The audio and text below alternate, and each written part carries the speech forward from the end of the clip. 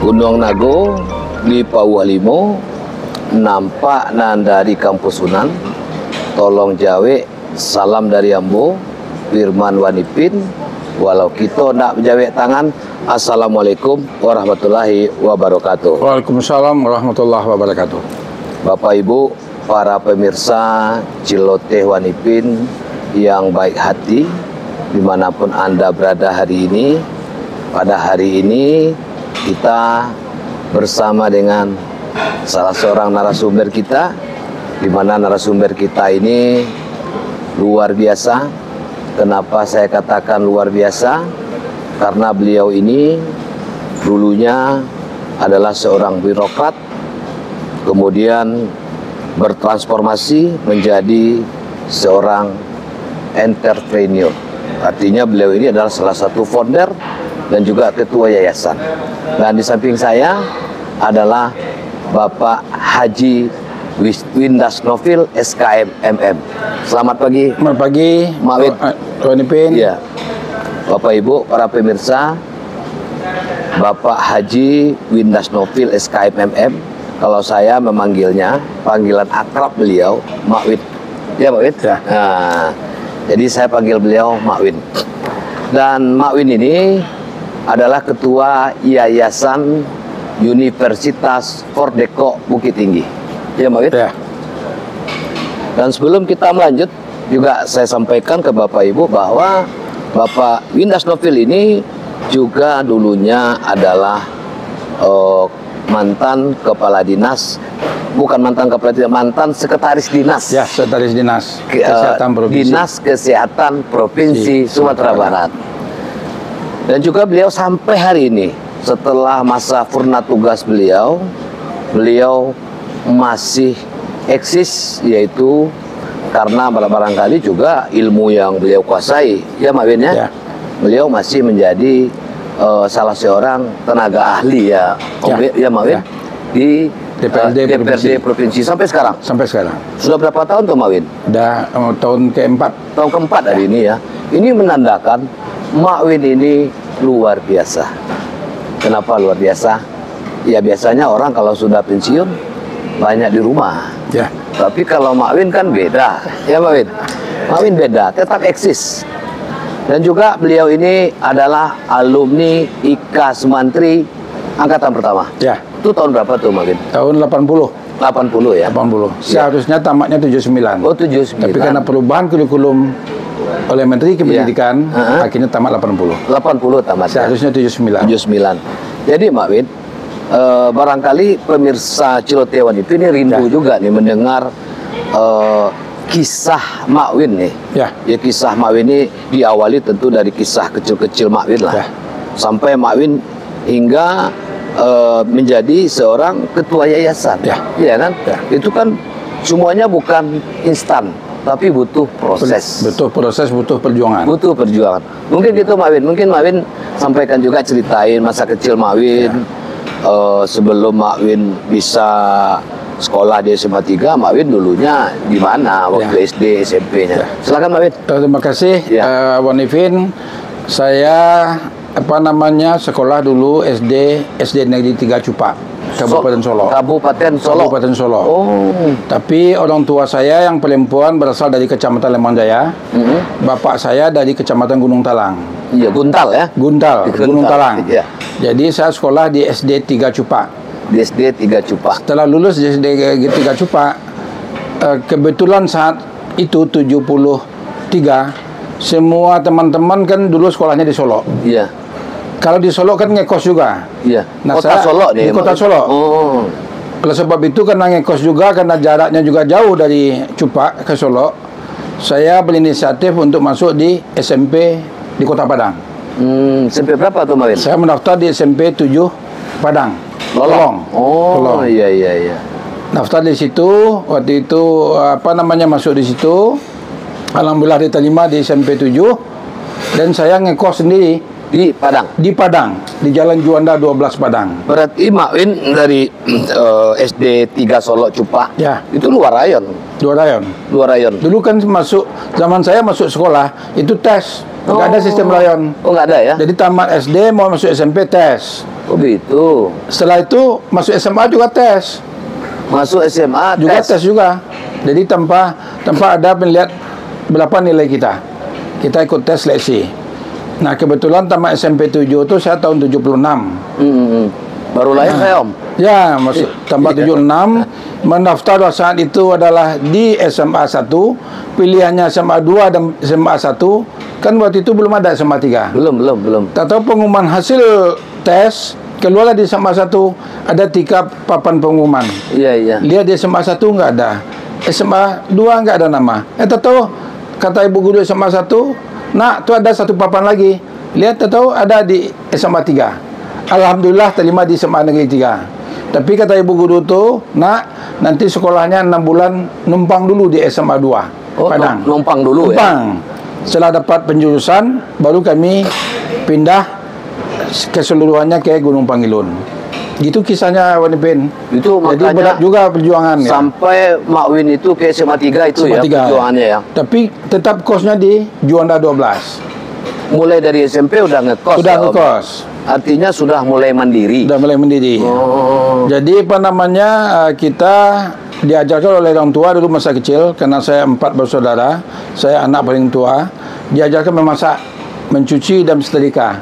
Jadi semua masakan insya Allah sampai sekarang bisa. Bikin rendang bisa, Mak? Bisa. Oh. Bikin rendang bisa, asam padeh bisa, apalagi kalau asam padeh yang gula-gula kuning itu bisa, pakai mesin. Pakai mesin. Pakai mesin. Nah, kalau asam padeh kan mudah benarnya Maipin. Iya. Mudah benarnya Wanipin kalau asam padeh. Asam Kan padeh. bumbunya sedikit. Bumbu yang paling berat itu adalah rendang.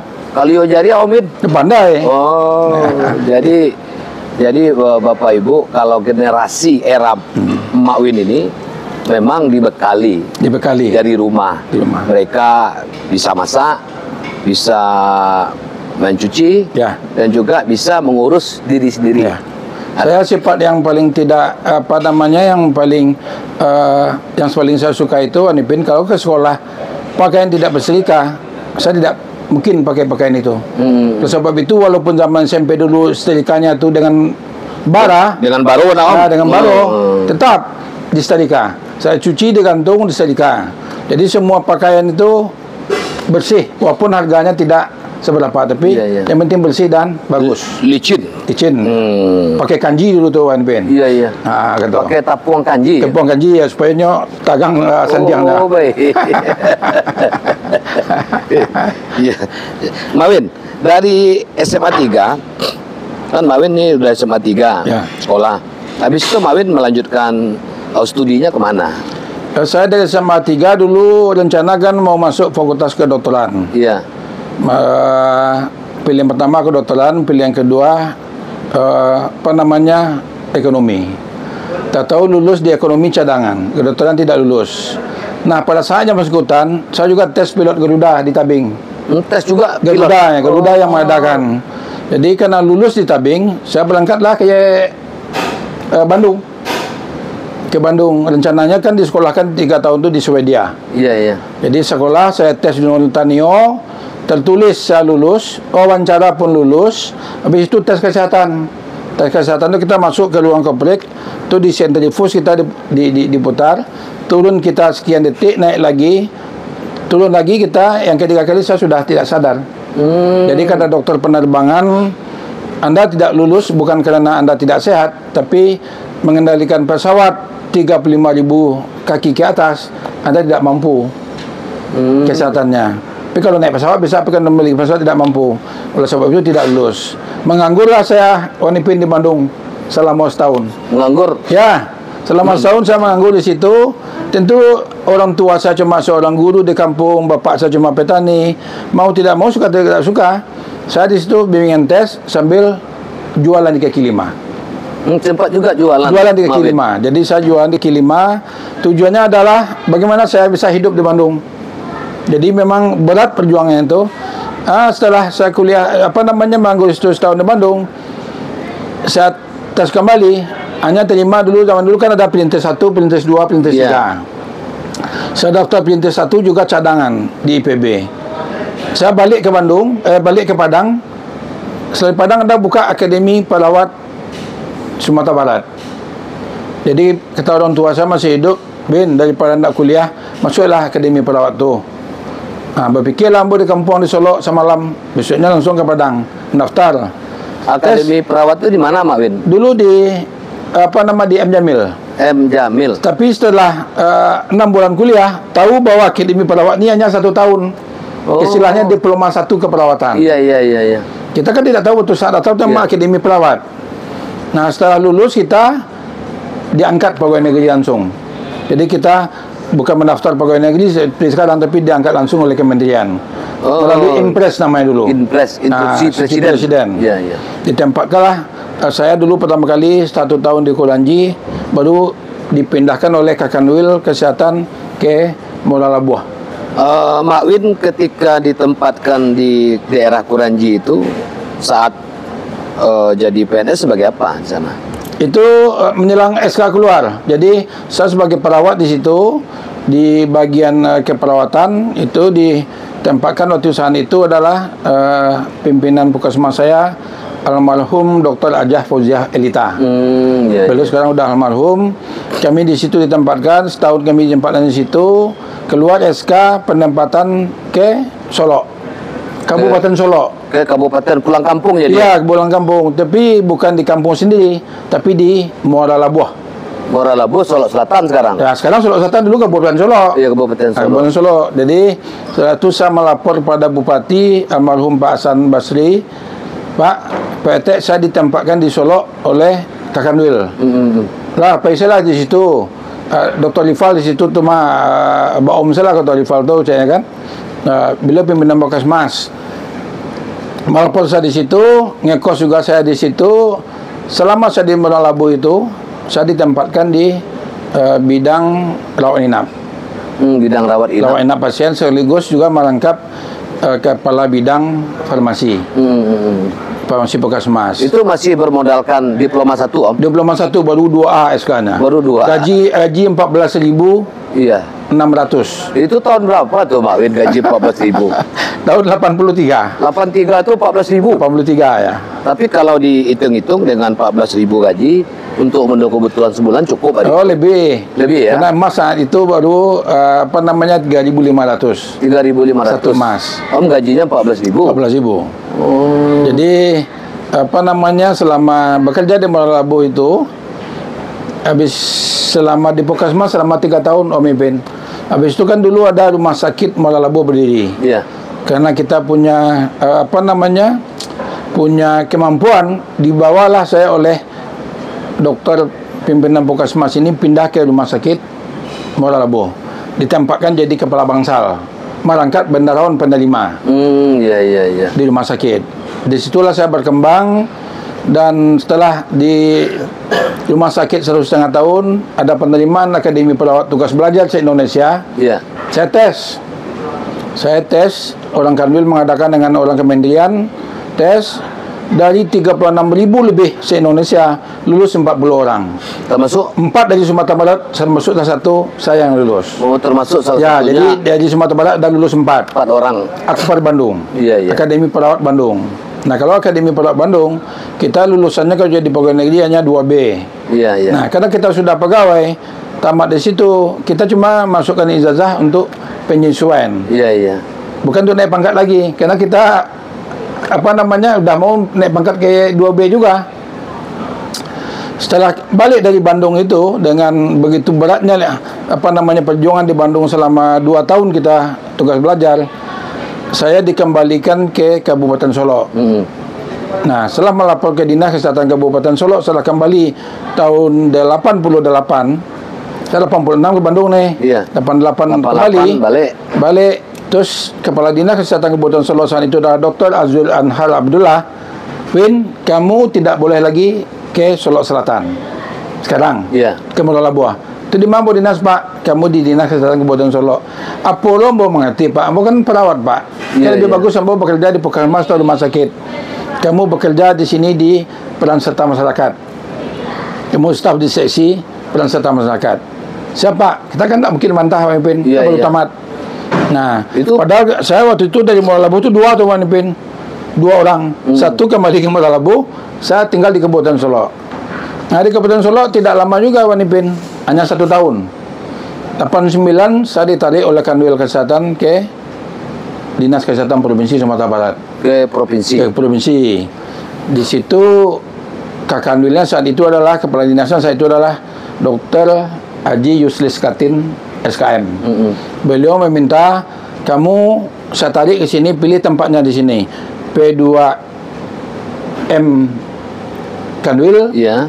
PK, namanya dulu PKPP, sekarang P2M. Sudah itu Yankes Kanwil, Pemkes Dinas Kesehatan, P2M Dinas Kesehatan, PKM.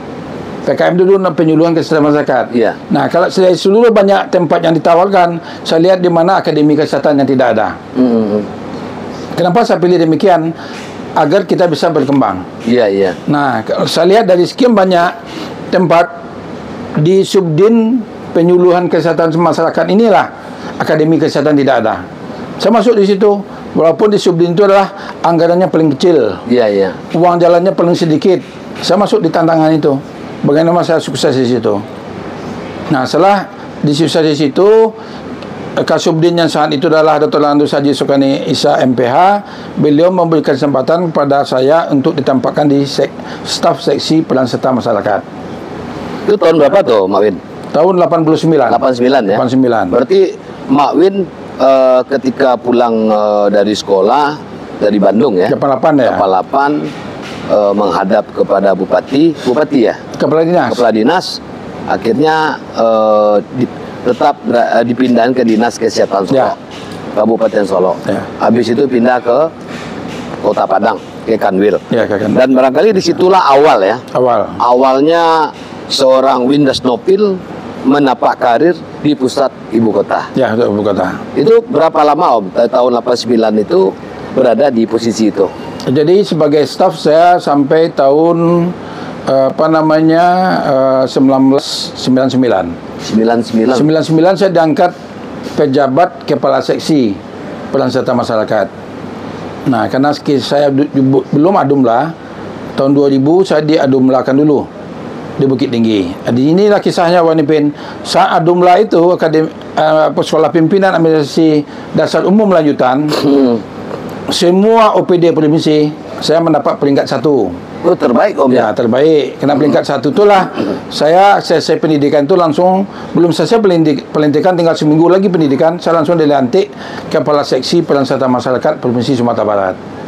Di situlah puncak awal karir menapak. Nah, dari situlah saya mengembangkan di peran serta masyarakat itu adalah pos pelayanan terpadu posyandu, pos bindu lansia, penembangan dasawisma. Iya. Pokoknya kegiatan kesehatan yang bersangkut paut dengan meningkatkan derajat kesehatan masyarakat itu di bawah ujung tombak seksi peran serta masyarakat. Itu di bawah kendali Mak Win. Ya, di Sumbar. Jadi itulah yang kita laksanakan. Nah, disitulah saya sukses pertama kali. Puncak awal karir sukses. Jadi seorang kasih hari itu ya? Kasih hari itu diangkat tahun 2000. Pada saat tahun 2000 itu juga Wanipin, saya harus memilih satu di antara dua. Mau lanjut kasih atau kuliah S2 di UI. Saya lulus di UI dengan TPA 517, tinggi itu ujian di UI itu. Yeah.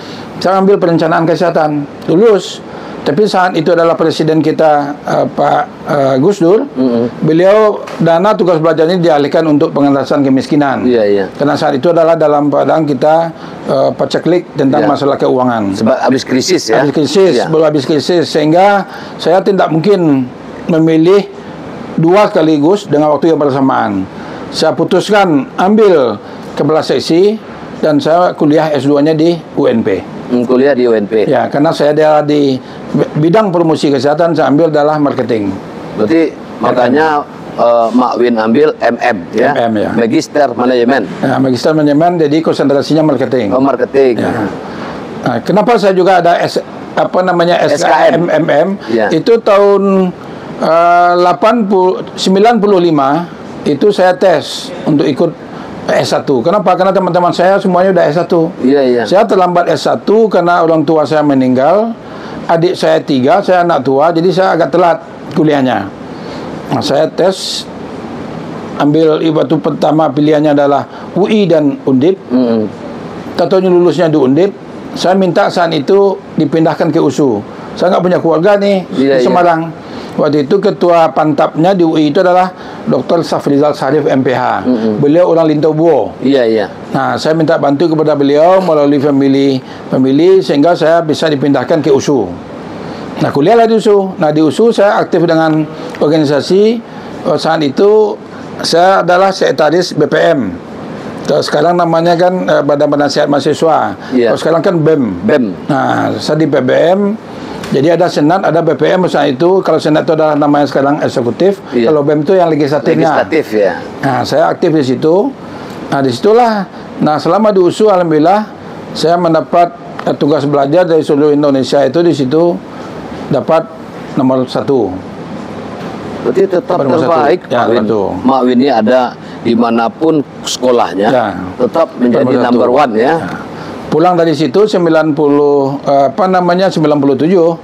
saya dapat ikut namanya dulu Adumlah, karena sudah perubahan status dari kasih zaman dulu adalah eselon 4B menjadi eselon 4A. Saya harus ikut lagi sekolah pimpinan yang namanya Administrasi Dasar Umum Lanjutan. Nah, saat Adumlah itu juara 1 juga, Wan Ipin. Jadi mulai dari saya Sepada juara 1, Adumlah juga juara 1. Alhamdulillah gitu. Nah, itulah kalinya di tempat di situ ada penggabungan antara Dinas Kesehatan dan Dinas Sosial, Kanwil Kesehatan dan Kanwil Sosial. Saya ditempatkan selaku Kepala Seksi UKBM namanya, Upaya Kesehatan Bersumber Daya Masyarakat. Sehingga rehabilitasi bersumber daya masyarakat di sosial itu masuk di program saya. Pak Win, ya? Ya, masuk di program saya. Nah, disitulah kita berkembang sesuai dengan kemampuan kita. Nah, tahun 2019 ini Wan Ipin mutasi di situ pisah lagi sosial dengan kesehatan. Kembali lagi saya kepala sesi PSM. Kembali ke Dinas Kesehatan. Ya, kembali lagi sesi PSM namanya. Nah, setelah lama berputar-putar di situ, saya naik haji tahun 2008. Ya. Kenapa saya naik haji? 2006 saya ikut seleksi ASN Teladan Sumbar. Yang waktu itu gubernurnya Pak Gamawan Fauzi, wakil gubernurnya Pak Malis. Dan kebetulan alhamdulillah rezeki saya masih ada, saya juara 1 juga. Jadi Mak Win ya PNS Teladan golongan 3. Apapun agenda-agendanya, sekolah, dinas, juga menjadi PNS Teladan, ternyata tetap number 1 ya. Number 1. Jadi dapat PNS Teladan golongan 3 juara 1. Diberilah hadiah oleh gubernur untuk menunaikan ibadah haji. Saya ambil uangnya itu, saya daftarkan antri 2 tahun. Wan Ipin. Dia saya pergi berangkat haji itu 2008. Nah, saat anak-anak saya masih kecil, saya ajak istri saya, nggak mungkin pergi. Saya pergi sendiri. Nah, disitulah saya berdoa di Tanah Suci itu. Akhirnya saya haji, saya telepon istri saya, bagaimana mah lulus sertifikasi guru? Lulus Pak, katanya. Udah, besok kan terima lapel. Pulang haji kita mendaftar untuk haji berdua. Sehingga saya Februari 2009 saya daftar, dapat saya dengan istri naik haji itu 2014. Oh, berarti Mak Win dengan ibu udah naik haji kedua-duanya ya. 2014. Itu kisah perjuangan hidup sampai di situ Wan Ipin. Nah, tadi Wan Ipin nanya, kenapa kok sekarang juga bisa jadi ketua yayasan gitu. Banyak yang nanya Mak Win ke saya. Wan Ipin katanya, itu Bapak Windas Novil ini kenapa nih kok bisa jadi ketua yayasan Fordek? Kok gimana ceritanya? Kan begitu Mak Win. Jadi saat saya dulu tahun 2000 itu kuliah, nggak jadi kuliah di UI, saya kuliah di UNP. Jadi cita-cita lah sama teman-teman satu kepala seksi ini. Kita sekian tahun lagi pensiun nih. Apa yang mau kita buat nanti setelah sekian tahun pensiun? Nah, ada salah satu senior saya, Pak Zainal Abidin, dia bilang, kalau Danal yolah do sekolah, sedikit senang tongga. Kami kau akan buat sekolah lo sama-sama. Tapi lanjut S1 langsung STIKES. Orang baru akademi waktu saat itu. Nah, kami lanjut dengan STIKES 2 prodi. Nah, itu diskusi tahun 2000 waktu kuliah di kampus. Nah, 2002 kita uruslah, 2003, 2004 baru kami menerima mahasiswa. Berarti Mak Win mengenai ide mau mendirikan STIKES ini berawal dari diskusi dengan teman-teman satu angkatan. Nah, teman-teman sejawat. Jadi setelah sekian tahun lagi kita kan akan ini nih, akan pensiun. Iya. Apa aktivitas kita setelah pensiun? Ah, jadi itulah UNIPIN. Jadi kalau apa namanya? Berapa tuh Mak Win berdirinya? 2004. 2004. Nama pertamanya kan STIKES. STIKES Fordeko ya. Kenapa namanya Fordeko? Itu adalah benteng yang ada di Bukit Tinggi. Benteng Belanda terkenal yang ada di Bukit Tinggi yang masuk sejarah perjuangan bangsa kita. Iya. Jadi kalau kepengen tahu tentang Fordeko, Bapak Ibu, para pemirsa bisa baca. Ya, bisa baca di buku sejarah perjuangan bangsa. Ya. Bagaimana Fordeko itu ya, Mbak Wina. Namanya aja sudah menjual, ya. Bagaimana menjual? STIKES Fordeko akhirnya bertransformasi menjadi Universitas Fordeko. Kalau Fordeko zaman dahulu itu UNIPIN kan hanya untuk benteng pertahanan. Iya. Kalau STIKES Fordeko, Universitas Fordeko sekarang benteng pendidikan. Iya. Artinya Universitas Fordeko UFDK. Ya. Iya, Mbak Win. UFDK ini bukan saja untuk pertahanan, tapi juga benteng pendidikan. Iya, Mbak Win. Bisa berubah dunia. Ya. Satu lagi kita membantu pemerintah provinsi dalam rangka peningkatan SDM. Iya. Nah, karena beradanya di Kota Bukit Tinggi itu kan salah satu aset Kota Bukit Tinggi dalam rangka untuk pengembangan SDM di Kota Bukit Tinggi. Iya. Jadi kenapa kami dirikan dulu di Bukit Tinggi? Karena di Bukit Tinggi belum ada dulu akademi sekolah tinggi kesehatan. Belum ada STIKES nih ya. Ya, jadi kita yang pertama kali. Jadi Fordeko atau STIKES Fordeko adalah STIKES pertama di Bukit Tinggi. Di Bukit Tinggi. Baru lahir yang lainnya. Ya, baru yang lainnya. Itu tahun 2000. Yang lainnya sudah ada UNIPIN baru akademi. Akademi. Ya, kalau kita langsung S1. Kalau akademi ini kan diploma 3. Ya. Kalau sekolah tinggi itu kan S1. Nah, kemudian total mahasiswa hari ini berapa nih? Total mahasiswa hari ini lebih kurang 3.000. Jadi kita sekarang UNIPIN, kami sudah mempunyai bermacam-macam prodi. Jadi yang pertama adalah S2 Magister Kesehatan Masyarakat, S1 Kesehatan Masyarakat, S1 Keperawatan, program pendidikan nurse, profesi nurse ya, itu S1 Kebidanan, program profesi bidan, S1 Farmasi, S1 Pariwisata, S1 Bisnis Digital, S1 Kewirausahaan, S1 Hukum, S1 Psikologi, dan S1 Desain Komunikasi Visual. Itu ada 12. Ada 14. Jadi 12 yang prodi, 2 profesi. Ya, 2 profesi. Memang luar Jadi biasa. akreditasi universitas kita adalah baik sekali. Berarti akreditasinya B ini. Baik sekali. Baik sekali. Baik sekali. Mantap. Memang Mak Win lacu tangannya luar biasa, Bapak Ibu. Ya Mak Win. Mak Win, dari beberapa jurusan nih tadi ya. Yang menjadi program unggulan di UFDK, Universitas Fordeko itu apa tuh Mak Win? Jadi semua program di UFDK itu kita unggulkan. Kenapa kita unggulkan? Kami satu-satunya perguruan tinggi swasta di Indonesia yang telah pertama kali mempunyai BNSP, Badan Nasional Sertifikasi Profesi. Kami pertama kali. Nah, saya itu baru diikuti oleh PTN-PTN yang lain. Sehingga uji kompetensi mahasiswa kami laksanakan di kampus. Universitas Fordeko sendiri. Kami sediakan di situ lab OC-nya, lab uji kompetensinya. Lab uji kompetensi kami sediakan di situ. Saya bangunkan ratusan juta di situ untuk uji kompetensi mahasiswa. Jadi mahasiswa sebelum lulus kan uji kompetensi dulu. Jadi mahasiswa lulus dapat 2 sertifikat. 1 sertifikat kompetensi, 1 ijazah. Ijazah kan menandakan seseorang sudah selesai mengikuti pendidikan. Selesai mengikuti pendidikan di sebuah universitas. Kalau kompetensi ini melambangkan memang sesuai dengan profesi mereka. Oleh sebab itu kami di situ juga mendirikan pusat kajian hukum dan kebijakan publik. Jadi kami punya lembaga di situ, pusat kajian hukum dan kebijakan publik yang baru kami rilis tahun yang lalu. Sekarang masih buka pendaftaran di Universitas Fordeko? Oh, masih buka pendaftaran kita. Barangkali Mbak Win mungkin bisa diimbau itu para pemirsa. Para pemirsa lulusan SLTA dan sederajat. Kalau ingin melanjutkan pendidikan perguruan tinggi swasta, lihatlah akreditasi universitasnya. Kalau universitasnya baik sekali dan baik, itulah yang diikuti, dan ambillah program studi yang kira-kira sesuai dengan minat dan bakat untuk pengembangan diri.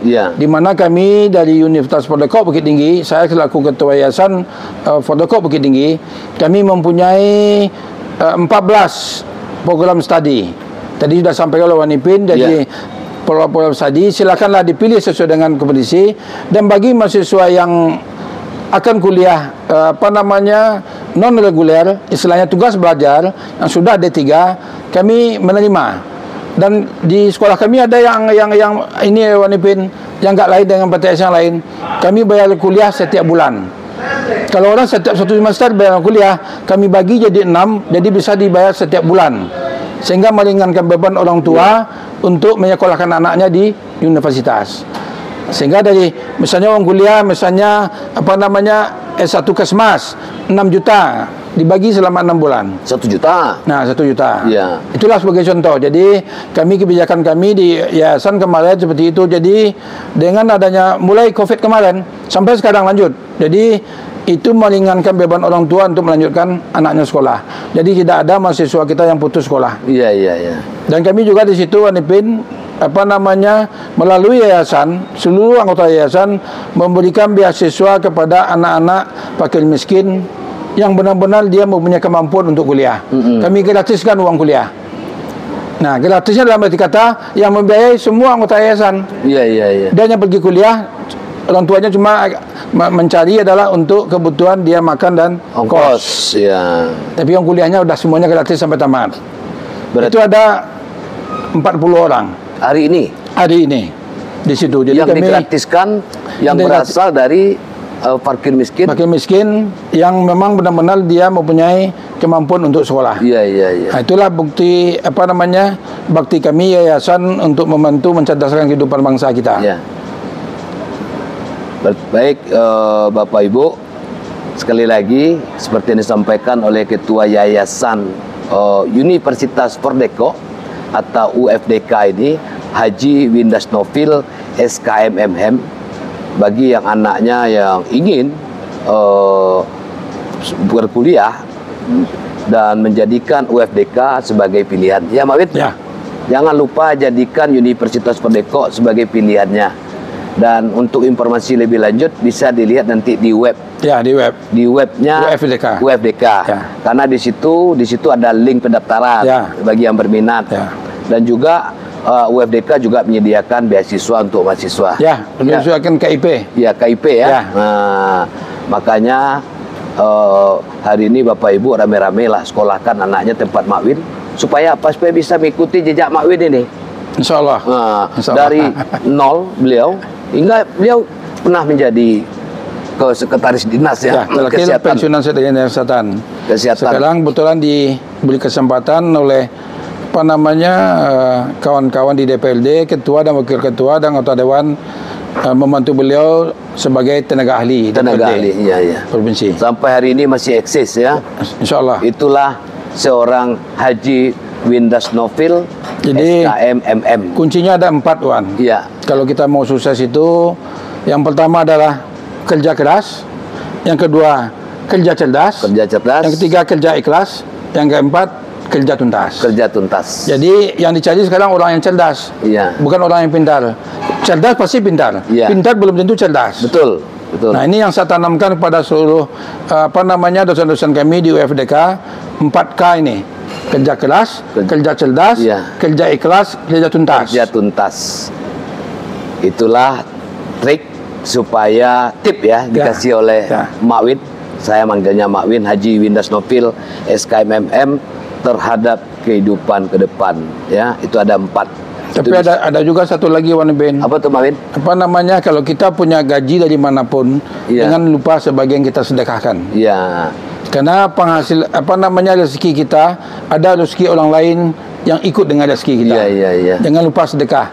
Karena sedekah itulah nanti akan membawa kita ke jalan keberkahan. Baik, Bapak Ibu, para pemirsa Cilote Wan Ipin, naik oto ke Padang Panjang, baputar jalan ke Pandai Sike, menaruh balam 3 gayo, kok dirantang namanya panjang, elok dipunta dan nyosingke, ambil sajo dan pegunuh. Burung Irian Cendrawasih, cukup sekian. Terima kasih. Assalamualaikum warahmatullahi wabarakatuh. Waalaikumsalam warahmatullahi wabarakatuh. Terima kasih Mak Win.